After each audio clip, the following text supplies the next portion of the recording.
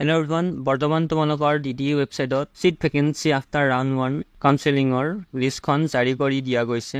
So এই ভিডিঅ'টোত seat vacancy লিষ্টখনৰ ওপৰত ডিসকাস কৰিব আহিছো। সো ভিডিঅ'টো শেষলৈ চাব আৰু নতুনকৈ এই চেনেলত আহিছে যদি সাবস্ক্ৰাইব কৰি দিব। Government of Assam directorate of technical education seat vacancy after round 1 branch and caste category wise distribution. প্ৰথমতে AC লৈ গৈছোঁ। সো চিভিল ইঞ্জিনিয়াৰিঙত এক্সক্লুডিং 5% আনৰিজাৰ্ভৰ কাৰণে 10টা সিট বাকী আছে। চিভিল ইঞ্জিনিয়াৰিঙতে যে 10টা সিট বাকী আছে, বাকী কোনো ব্ৰাঞ্চতে এনেকৈ সিট বাকী নাই 10টাকৈ। তাৰপিছত চিভিল ইঞ্জিনিয়াৰিঙতে OBCৰ কাৰণে 4টা সিট বাকী আছে। তাৰপিছত SCৰ কাৰণে সিট বাকী নাই, ST হিলছৰ কাৰণে 3টা আছে, ST হিলছৰ কাৰণে সিট বাকী নাই। টোটেল ইনটেক 20টা সিট বাকী আছে আৰু EWSৰ 3টা বাকী আছে। বাকী গ্ৰেণ্ড টোটেল 23টা বাকী আছে।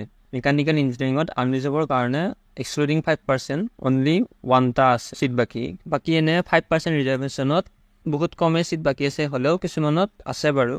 তাৰপিছত কম্পিউটাৰ চায়েন্স এণ্ড ইঞ্জিনিয়াৰিঙত আনৰিজাৰ্ভৰ কাৰণে 4টা সিট বাকী আছে। ইণ্ডাষ্ট্ৰিয়েল প্ৰডাকশ্যন ইঞ্জিনিয়াৰিঙত আনৰিজাৰ্ভৰ কাৰণে 3টা সিট বাকী আছে। মই এক্সক্লুডিং 5%ৰ কাৰণে কৈ আছোঁ। ইনষ্ট্ৰুমেণ্টেশ্যন ইঞ্জিনিয়াৰিঙত সিট বাকী নাই আনৰিজাৰ্ভৰ কাৰণে। ইলেক্ট্ৰিকেল ইঞ্জিনিয়াৰিঙত 9টা সিট বাকী আছে। কেমিকেল ইঞ্জিনিয়াৰিঙত 4টা সিট বাকী আছে। ইলেক্ট্ৰনিক্স এণ্ড টেলিকমিউনিকেশ্যন ইঞ্জিনিয়াৰিঙত 8টা সিট বাকী আছে। বাকীবোৰ কেটেগৰীৰ তোমালোকে চাই ল'বা।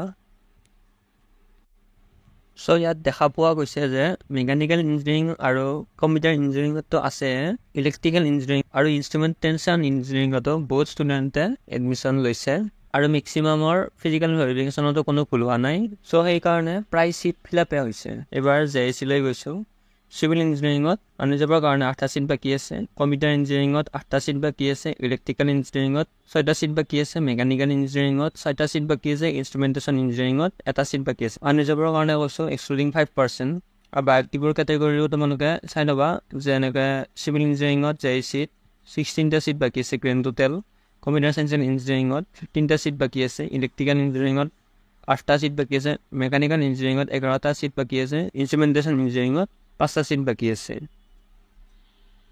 সো সেইকাৰণে এইবাৰ computer science and engineering, electrical engineering আৰু মেকানিকেল ইঞ্জিনিয়াৰিঙত বহুত ষ্টুডেণ্টছ এলটো হৈছে প্ৰথম কাউন্সেলিঙত আৰু বহুতো ষ্টুডেণ্টছে এডমিশ্যনো লৈছে এইকেইটা ব্ৰাঞ্চত। সো সেইকাৰণে ইয়াত এবাৰ ছিটবোৰ ফিল আপ হৈছে। আৰু বাকী প্ৰথমতে মই CSCৰ ব্ৰাঞ্চবোৰৰ ছিটবোৰ কৈছোঁ, কোনকেইটাত ছিট আছে।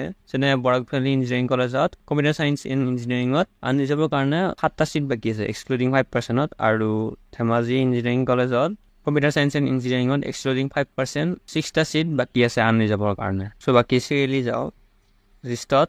চিভিল ইঞ্জিনিয়াৰিঙত 4টা ছিট বাকী আছে। ইলেক্ট্ৰনিক্স এণ্ড টেলিকমিউনিকেশ্যন ইঞ্জিনিয়াৰিঙত 8টা ছিট বাকী আছে। পাৱাৰ ইলেক্ট্ৰনিক এণ্ড ইনষ্ট্ৰুমেণ্টেশ্যন ইঞ্জিনিয়াৰিঙত 9টা ছিট বাকী আছে। মেকানিকেল ইঞ্জিনিয়াৰিঙত 6টা ছিট বাকী আছে।